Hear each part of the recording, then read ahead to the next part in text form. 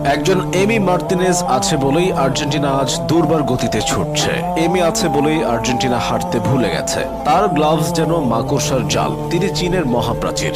সতীর্থরা তাকে ডাকেন দিবু নামে, ভক্তরা ডাকেন বাজ পাখি বলে। সব ছাপিয়ে এমি হয়ে উঠেছেন আস্থা ও নির্ভরতার প্রতীক।